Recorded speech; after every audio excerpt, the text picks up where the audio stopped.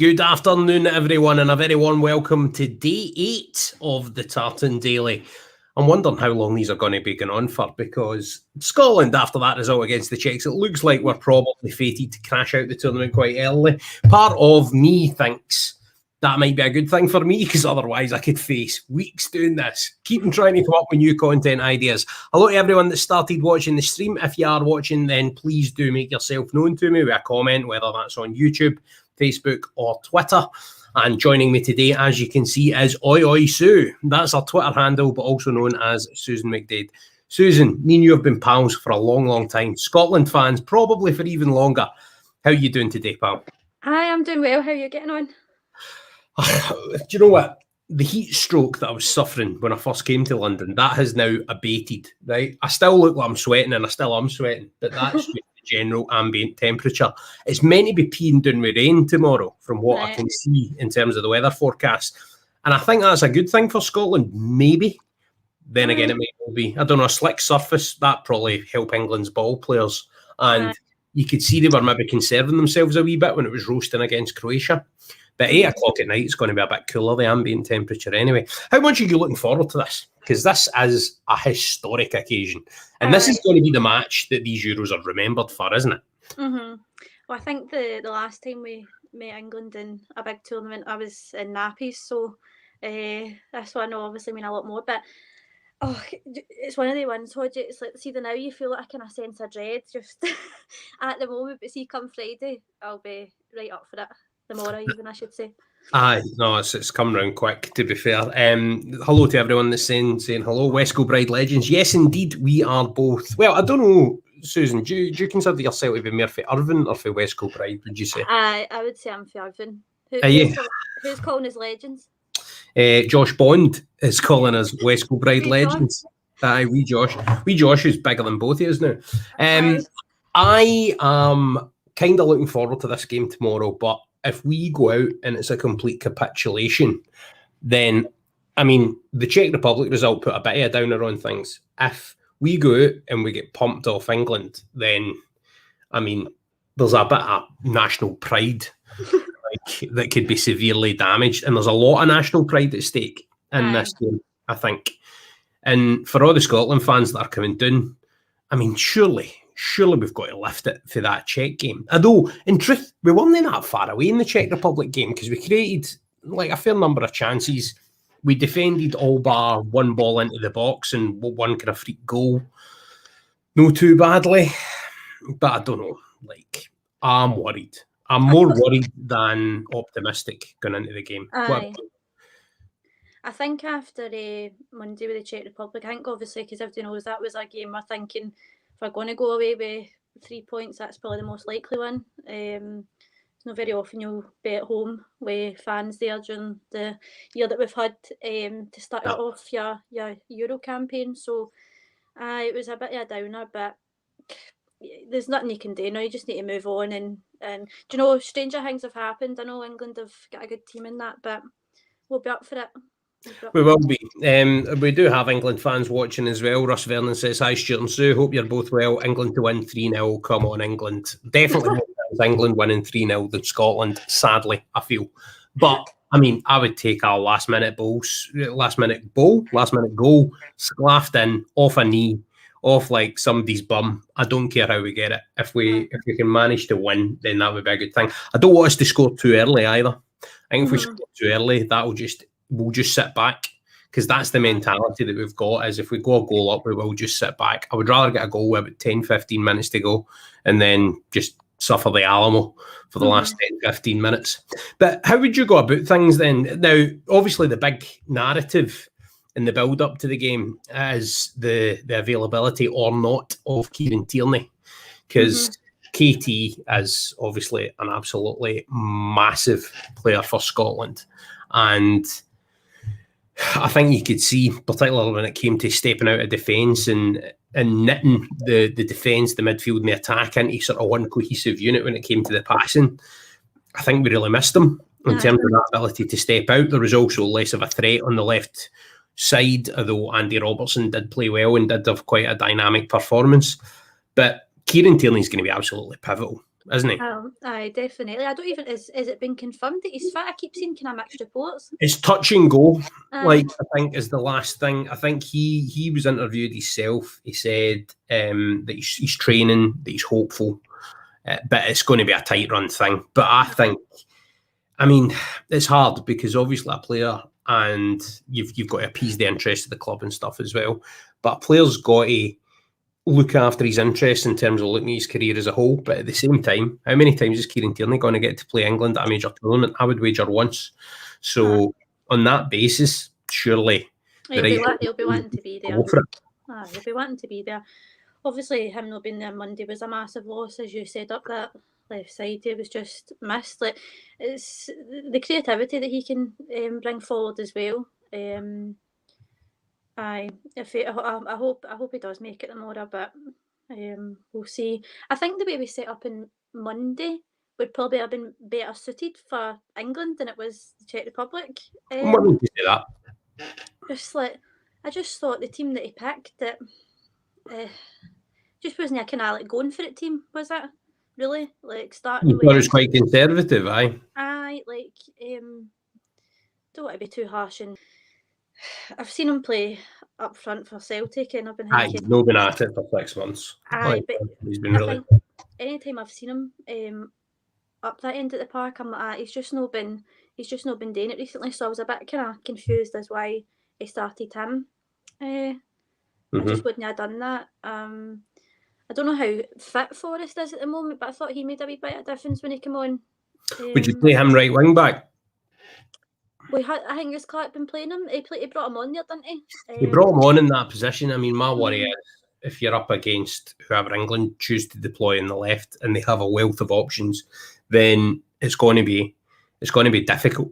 And you're asking a player that's not a defender to play a role that is like somewhat defensive anyway. I mean, even if he's playing as a wing back and there's an emphasis on attacking when we've got the ball, he's got to be disciplined when we've not. And I don't think that's a strength in James Forrest's game. I've said it a couple of times in the podcast. I'd fling Nathan Patterson in. I don't have any qualms about that. I think he would. I think he's obviously, it's his position to play at right back, and he's also got the pace and the ability going forward that Stephen O'Donnell doesn't.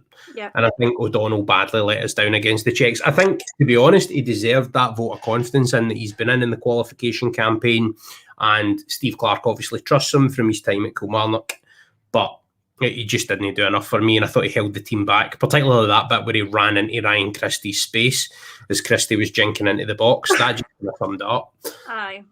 I would fling Patterson in. That would be my move. I actually was speaking to old Joe about that. I would put him in ahead of O'Donnell at this stage. I just think, is it a risk? Maybe, but it might be. I'd rather take the risks and go for it and give it all than just sit back and get beat anyway. Do you know what I mean? I know, I get that. I mean, the one bit of me that is torn is, this is a game. I normally say you might as well lose 3-0 as 2-1. No, I don't want gubbed. Like, I want to keep it. I know.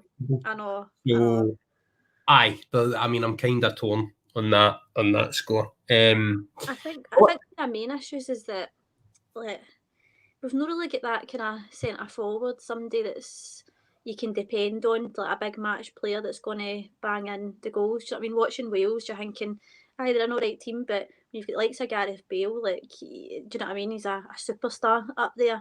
I think that's, I just think that's what we're lacking a wee bit. I think up the front of the park.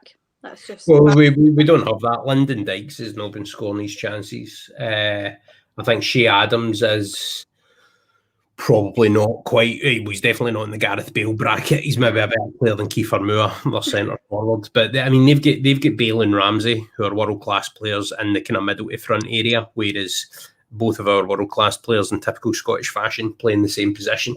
Exactly.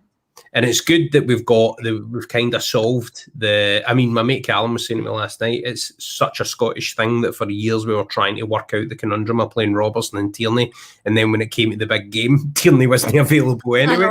I know. You know what I mean? But I want to talk about the importance of Kieran Tierney, because obviously, I hope you don't mind me saying, you're a Celtic fan. You've obviously watched them coming through the ranks. breaking into the team as a young teenager.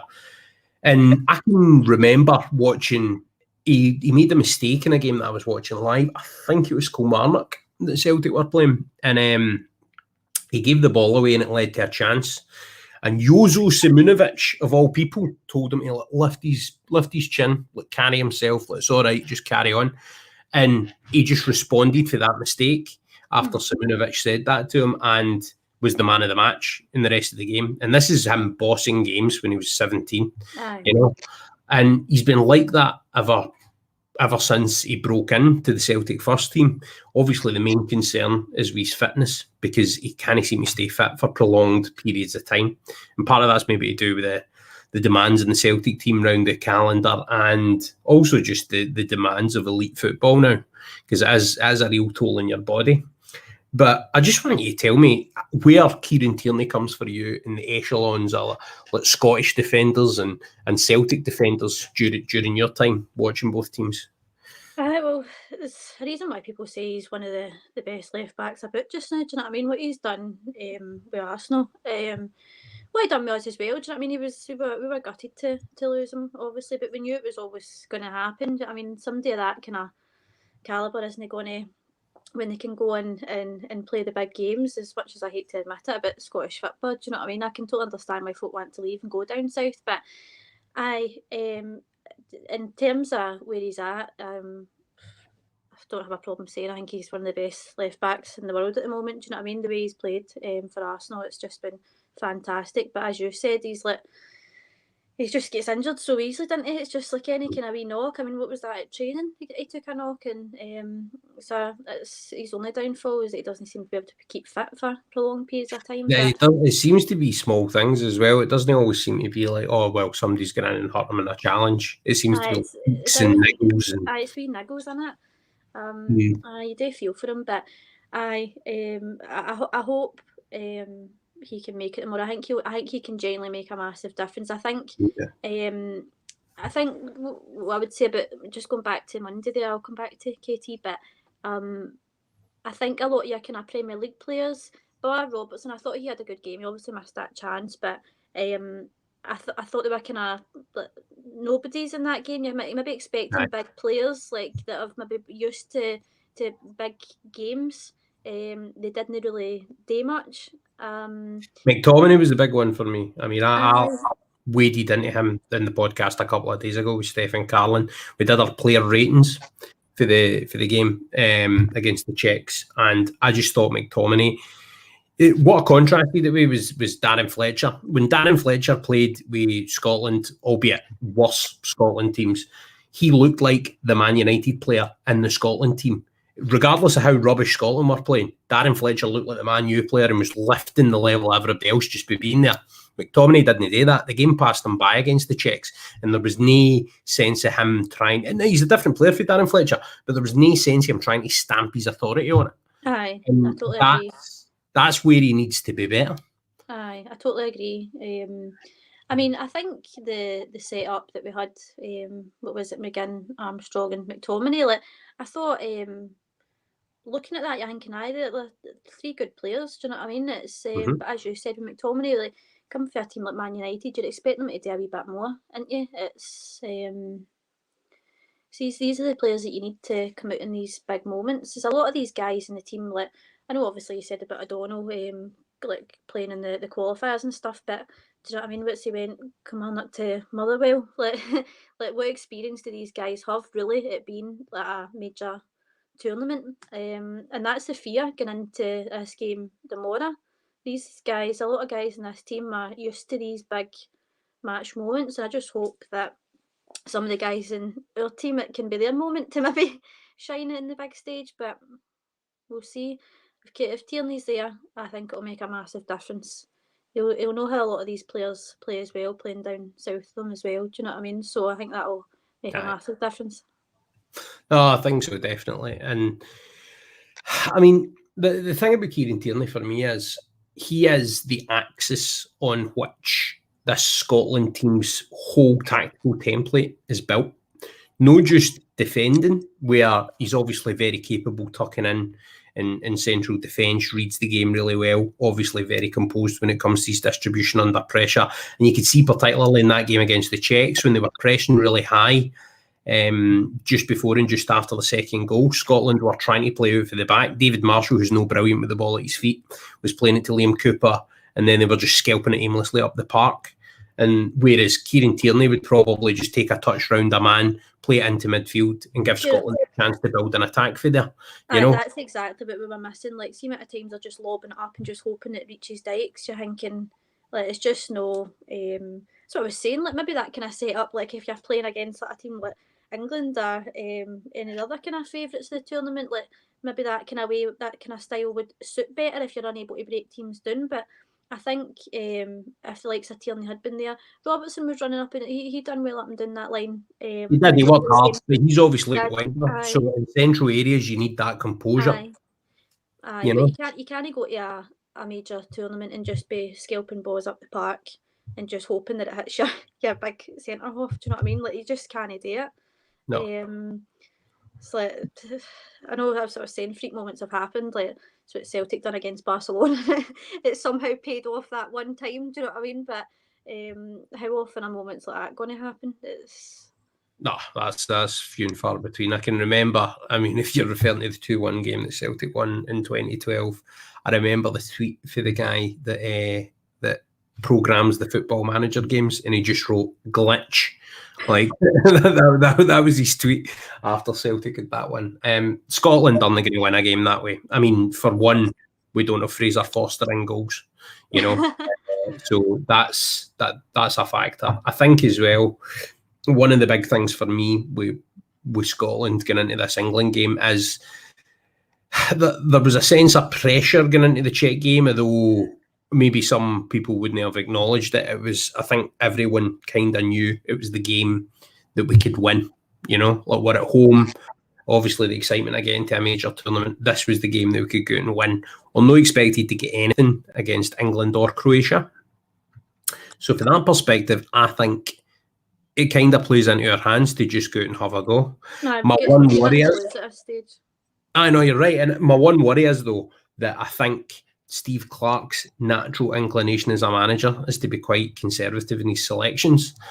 So I don't want him to do that. I want him to go out and properly have a go, you know, and set a team up that is going to go and hurt England. Because for one, I don't think our defence is good enough to just sit and soak up pressure. So just go and do it, you know?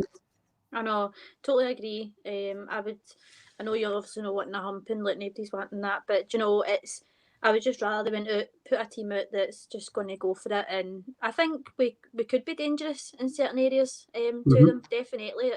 I'm not sitting here saying, oh, I've got no hope at all. Like, of course we could do it. Do you know what I mean? They'll be up for it. And obviously there's the whole rivalry thing there as well. And that always affects everyone in these games when it's big kind of rival games. It's there's always a kind of different kind of feeling in the atmosphere, isn't there, for these games.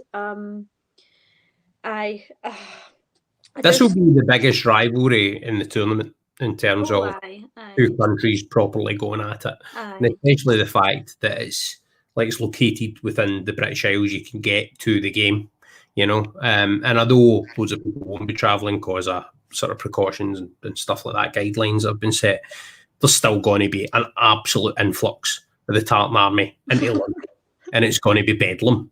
And I think that, for one thing, is something that, I mean, it's going to be interesting to see how that transmits in the stadium, because I think if it was normal crowds and stuff, that would be, you couldn't miss it.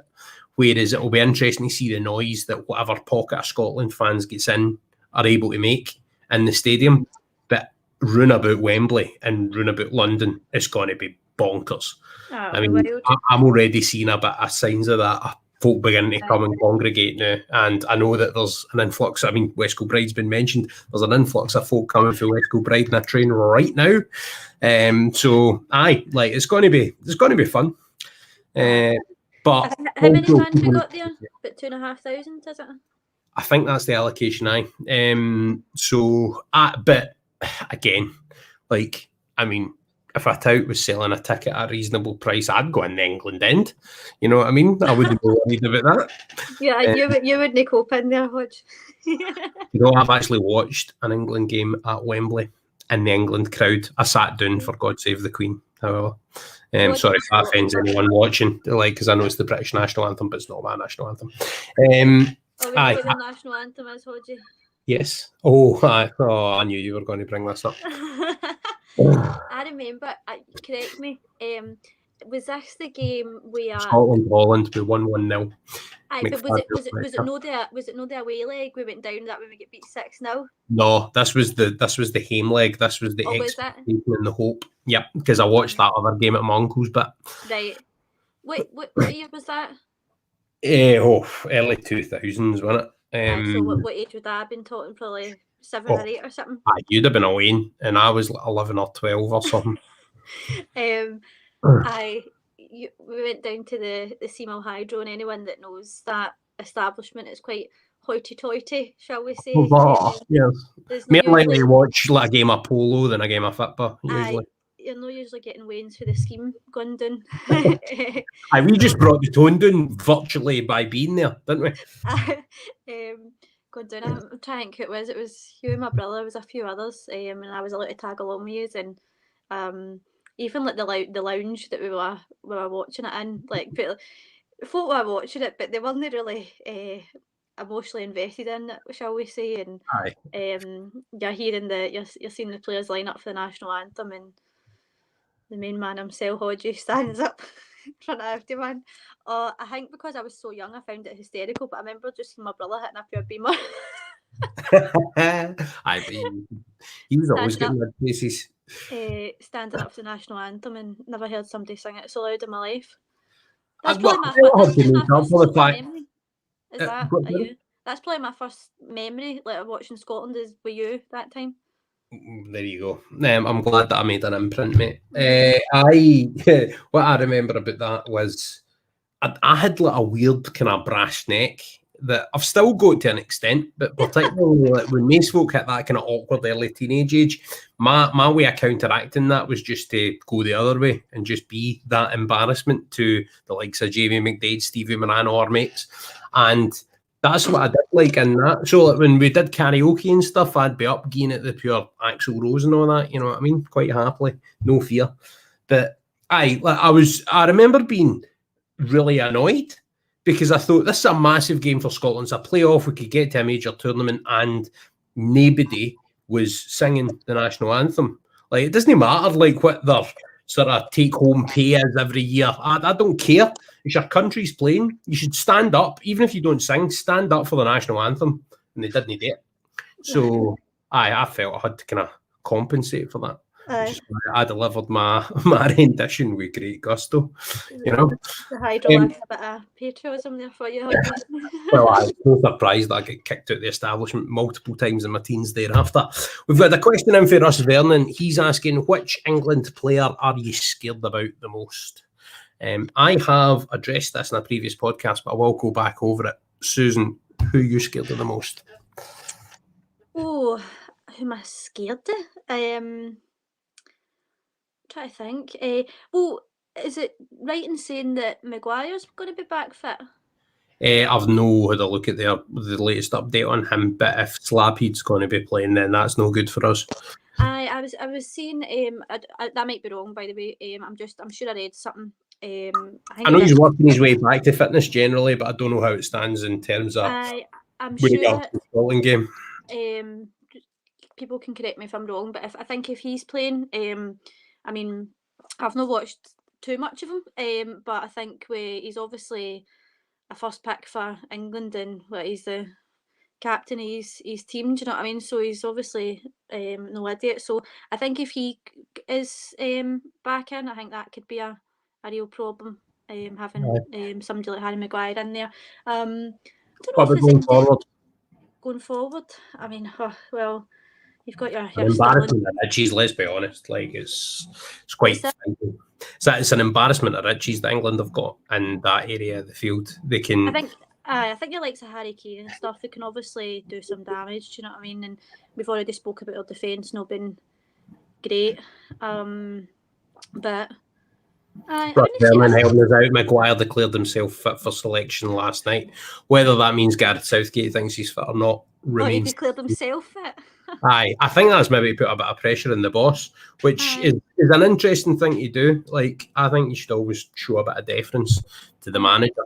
And I've said before in this podcast, I think Gareth Southgate's a fantastic international boss. And that worries me as well. Who are you scared of it? Jack Grealish.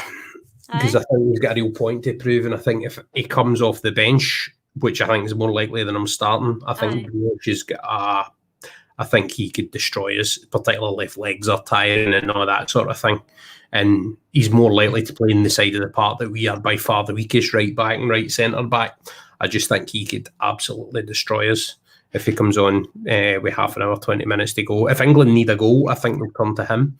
And I think he could be very, very dangerous. Do you know one thing I'd just like to touch on? You mentioned about him maybe being a player you can bring on with 15, 20 minutes to go, needing a goal.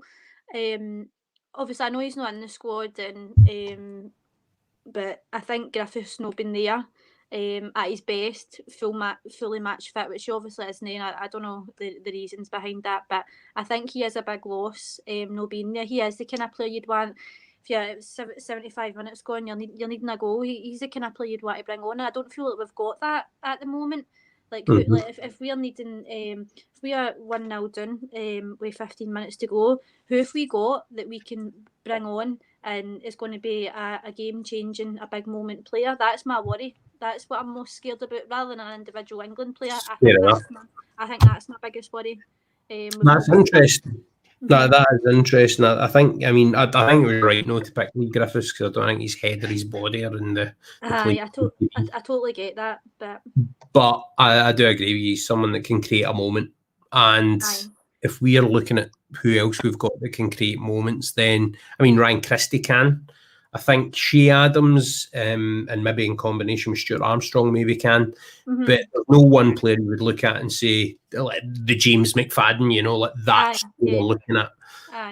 And I think that in years gone by, I think a lot of these players that you've mentioned could have, but I would have been more confident with them creating big moments. But your likes of Christie and McGregor, like, do you know what I mean? Players that you're thinking were standout players at one point that could really make a difference in the centre of the park and going forward. They've just not been up to it the last season. And that's obviously not just the international football, but this is the issue. Hope I'm wrong. I hope they all come out fighting and prove me wrong. I'm just lacking confidence in them a wee bit, just with what I've seen in the last year. No, I think that's a fair comment, to be honest. We've got someone in the comments saying as well about Calvin Phillips, who had a brilliant game for England against Croatia. I thought he was really good. Not just the assist that he got for the goal. I thought he put in a properly sort of driving performance in that base of the midfield. And between him and Declan Rice, they had a really solid base in that middle of the park. And contrasting with what Scotland completely lacked against the Czechs, because we didn't have that area of the field is where we were really, really poor, I felt, against the Czechs. Although it was, for the most part, the work in both boxes that contributed to the defeat. I think it was a failure to get a stranglehold of that particular area that stopped us playing our football through the phases the way we can. And that's where Scotland need to be better. But Scotland are always better, and this was pointed out to me as well. Scotland are always better. It'll be tasty between Phillips and McTominay, I should say. Like, I think that could be a good battle if McTominay stands up to it. Yeah. But Scotland are always better when we're like on a hiding to nothing, like when we're playing against under pressure. Aye, like when we're playing against a team nobody expects us to do anything against, then we're always better. And that's my one hope, is that can come to the fore again when we play England. I think Hodge, just going back to on Monday there, like, as you said, it's not as if we didn't have chances, we just weren't clinical enough in actually taking them. Let's see, like Robertson, like this, I'm not going to bash him, he's an outstanding player, do you know what I mean? There's a reason why he's get the stuff in his trophy cabinet that he does, but I think in a game like what's going to be happening tomorrow,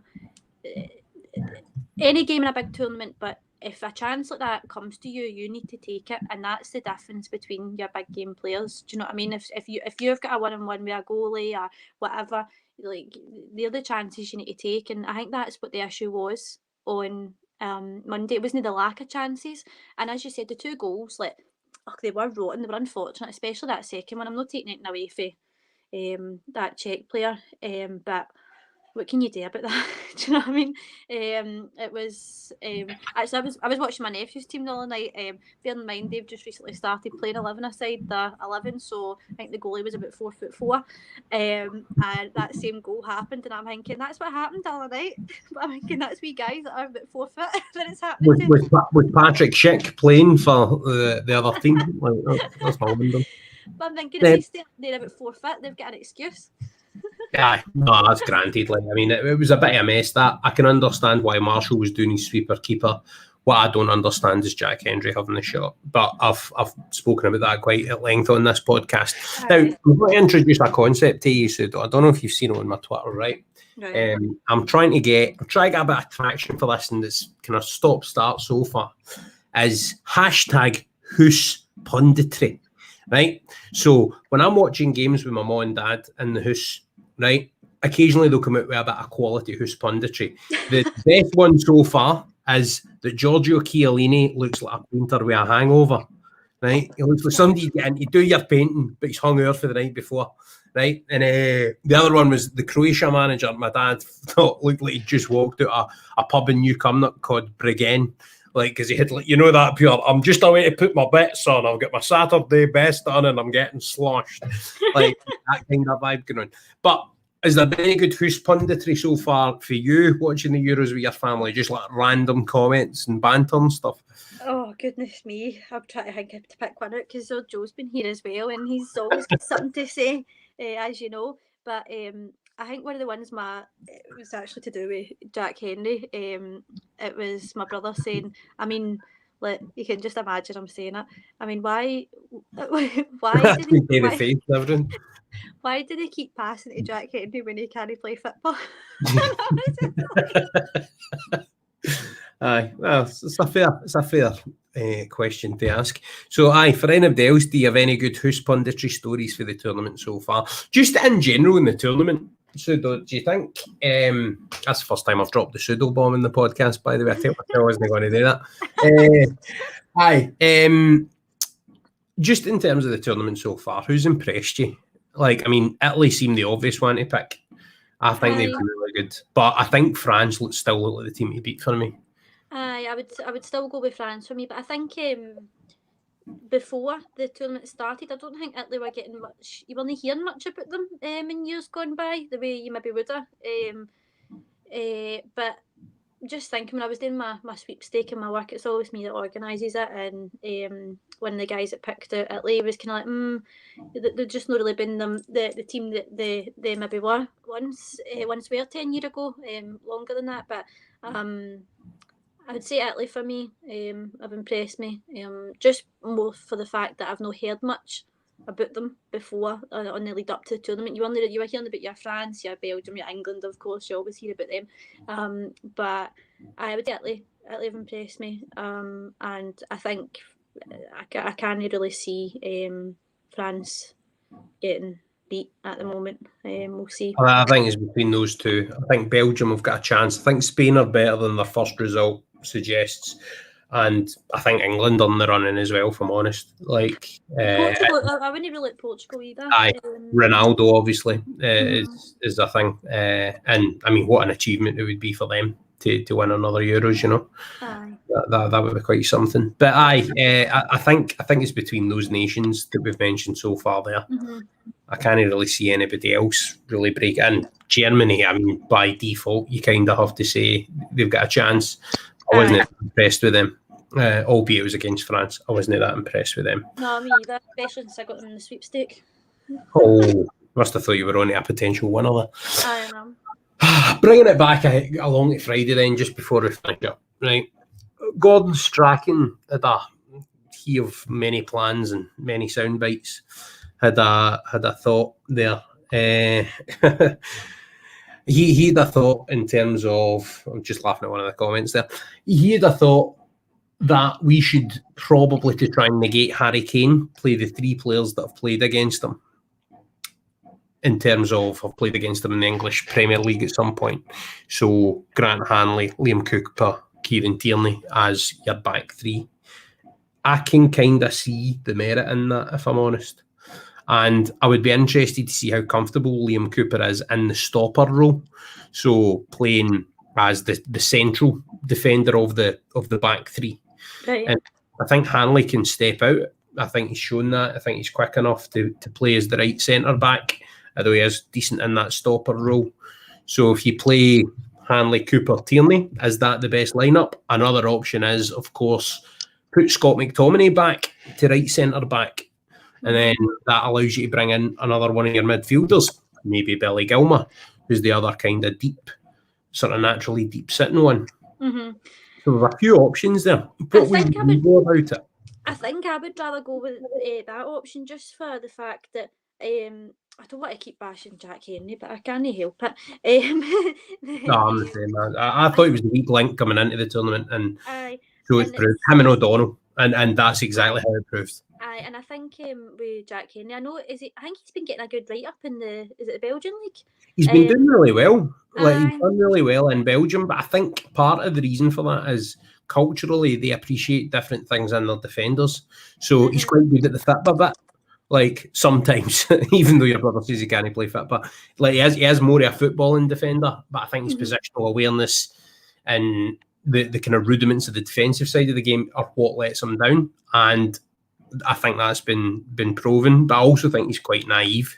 Like I think he's a player that lacks experience at the level. But he has done well in Belgium. You have to say that, and that is why he's kind of earned Steve Clarke's trust, I think. I think if I could take him out, I would. I think I've probably made that pretty clear already. But I think you'll obviously know a lot more about Hanley being at Norwich and stuff. You'll be a fan of him, I'd imagine. Mate, he's better than everybody in Scotland thinks. Honestly, everybody in Scotland thinks. Do you know something? I would have been saying that I thought he was kind of quite slow and stuff, and then I seen your tweet. Rapid. And I thought, I don't know where I was getting that for.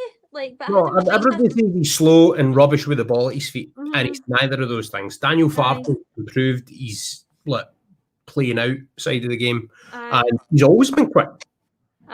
Yeah. But see your likes of like Hanley and Cooper, I'll put my hands up. I'm not often watching Norwich and Leeds games. Do you know what I mean? As you know, I just think for what I've seen in the qualifying stages, and obviously seen for Monday with the defence, something needs to change, and I think that change should be taking Jack Henry out and giving maybe somebody else a chance. But I think what you said about Patterson as well. I know he's young, but he'll be up for it. And then your likes of Billy Gilmour, do you know what I mean? The wee superstar for down our way. He's maybe a player you want to bring on, maybe 10 minutes to go, see what he can do. So what would your team be for the England game? By the way, just before I come to that, Fraser's Sprout saying Steve Clarke comments defending O'Donnell were ludicrous. He's getting an easy ride. His selection against the Czechs, a disgrace. I think he's talking about the general selection of the team rather than just the selection of O'Donnell specifically there. I didn't actually agree with the team. Disagree with the team that much, Fraser. And I thought O'Donnell deserved a chance in that opening game. But I think he's going to come out and defend his player. What will be... Yeah, he did mean the general sort of team selection. But I think what will be the telling thing for me on that will be whether he plays them against England, because he's played himself out of the team. I think under reasonable circumstances he would have played himself out of the team. Same with Jack Hendry. And there's a few others that you could point at as well. Probably Ryan Christie, I would say as well. I wouldn't start him. So there's a few different sort of things. But if anybody's watching this, if you want to give us your teams that you would start against England, then we'll talk over them, because I would be very, very interested to see what people think and how they think Scotland should line up. But throw to you first, Susan. How do you think we should? It's weird hearing you call me Susan, by the way. I'm just so used to Siddle. So I be David Marshall, and I think people have been quite harsh on him I agree. Get him out and get Gordon in and stuff. I think he made a couple of good saves as well during the game. I think that we're forgotten about. I agree, and also he saved them in the right way. You know, that way, when palming it back into danger, it was either wide or held. You know. So who was it that started on Monday? Hanley, Henry, and Cooper, was it? So take Henry out, and who did you say you'd replace with him? Oh, so my idea was that you would bring Tierney in, move Cooper across, and move Hanley across. Right. Okay. I have them as the two kind of two guys in the middle. Robertson left back, obviously. Right back? Or right wing back? Who would you go? Right wing back? Aye, so the O'Donnell role. I wouldn't start O'Donnell. I just wouldn't. I just don't think he's up to much at all. To be honest, I would have Forrest or Patterson in ahead of him. Either or. Don't want to be sitting with my green tinted specs on and saying, "Hi, James Forrest." But Forrest or Patterson I would have in before him, easy. Clarke obviously likes him, as you said, with his time at Kelly and stuff, and he clearly likes Go ahead, pick one. Forrest. Right, I get that. Experience. Right. Okay, so who's your midfield three then? Or four? Robertson. I would start Armstrong. I think he's a good player. I think he can pull out some... if there was any opportunities at the edge of the box, I'd be wanting him to hit them. He's got the capability of drilling in a goal like that. McTominay, if obviously he's going to start, but he needs to come out and do a bit more. He's used to playing big games every week down south, so as you said, he needs to kind of put his stamp on it. So it'd be Robertson, McTominay, Armstrong. Did we already fill in for O'Donnell? So it would be kind of... So we've got O'Donnell, that's Forrest. So you've got another two, an attacking mid or two strikers. Well, what's the options? Dykes and Adams? You could go like that. Here's what Fraser Sproat's saying. He's saying he'd go Craig Gordon, Nathan Patterson, Grant Hanley, Liam Cooper, Kieran Tierney, Andy Robertson, Billy Gilmour, John McGinn, Scott McTominay, Stuart Armstrong and Shea Adams. By the way, on Shea Adams, episode 2 was all about him. So if anybody's not listened to that, then you can listen to that. And episode 3 was all about Billy Gilmour. So if you don't listen to that, you can listen to that. Saying just for Armstrong to kind of fill in as a attacking midfield behind Adams then? So I think that's how I would read that team. I mean, you could look at it as him and McGinn could play behind Shea Adams if that was the case. I've totally forgot about McGinn and all. He's a good player, McGinn. He obviously gets a good write up as well, but I don't want to offend the Tartan Army by saying anything bad against him because I know everybody loves him. But he could do a wee bit more, I think. John McGinn was not great against the Czechs. I don't think the way Scotland played helped them, but John McGinn is a player that we're relying on. He's in the undroppable category. Like he's a player that he's been in such good form for Scotland and his club that we can't no play him. Just to go through Fraser's team here, Craig Gordon, I don't think it would be sensible to change a keeper in the middle of a major tournament unless you've got a reason that you absolutely need to, injury, suspension, etc. So, and I think David Marshall has done enough. And I think he's just slightly more mobile than an aging Craig Gordon as well. I think if Alan McGregor was fit, I think he would be the first choice. Or sorry, fit, if he was available for selection rather. I think he would be the first choice. But I would stick with David Marshall. Nathan Patterson, completely. In fact, I completely agree with your back five there, Fraser. That's exactly what I would play. Looking at Fraser's, there's no often I agree with you, Fraser. But that looks good. You and me both, Sudo. Right. Billy Gilmour, I don't know if I would fling him in, but I want to. And I can definitely see the argument for doing so. I also think the rest of that team, I like Dykes, but I also really like the idea of having Armstrong and Adams. the attacking axis because of the Southampton connection, you know. And I thought you could definitely see there was a wavelength between the two of them when it was still 1-0 in particular, but when Adams had just come on at the break. So I think that could be really interesting. I like Dykes, but he's been too profligate against Luxembourg and then in that Czech game with chances. But it would be just like the thing if, I mean, the English hate the Aussies, you know. So if you could get the half Australian, half Scottish guy to get a winning goal, that would be brilliant. It'd be like, annoy all the cricket fans as well as the football fans, you know. So that'd be quite good. I think the Traitors team as well, that's leaving a lot of players that can come on as well. Your likes of your Christies and McGregors, your Forrests. If that was the starting team, you've always got regardless, Scotland have plenty of options at the moment. Like, we do have options to come on and change a game. And that's where Steve Clarke, I felt, really let himself down against the Czechs. The initial swap of Adams at half-time was really good. That was proactive. But after that, I felt the rest of these substitutes were predictable and became too late. I felt he should have been a bit more forceful in terms of trying to change the game. What did you think about Nisbet coming on?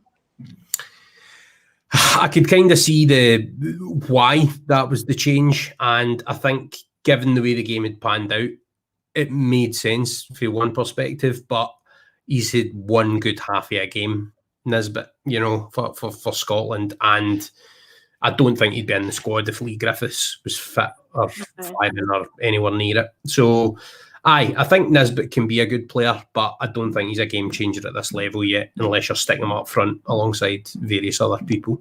I'd be more interested in bringing Dykes on later on in a game than him, which is another reason that Fraser's team's quite interesting, because it leaves that up for a kind of something later on. But I think that's really interesting. And regardless of the way Scotland line up, it's going to be memorable. Hopefully for good reasons. If you were to put your betting head on, Susan, what would you predict going into the game? What does your heart say and what does your head say? My head would say, if we play like the way we did on Monday, I think it could be a bit of a ready. Personally, I think we could. That's just the truth, but and I think it's in my heart. You'd be better asking me this. See tomorrow about 7 o'clock when I've maybe had a few pints. I wouldn't be getting you on the podcast if you were bloated, pal. We've just had a late question come in, by the way, and I think it's one that I have an easy answer for. It's from Jeff Lack. He says, if you could have any one player from Scottish football history available to choose for tomorrow night, who would you go for? I suppose if you're going into the whole of Scottish football history, in my lifetime, it's James McFadden. And just for the reasons of, like, the fact he's my favourite footballer of all time, it's James McFadden. So you would pick McFadden over MD? Over Dalglish and Jinky Johnson. That's the kind of thing that I'm sort of doing in my head right now. Is that the right thing to do? But I don't know. Probably, if my heart was ruling my head, absolutely. Really? Don't know. The game was different then, wasn't it?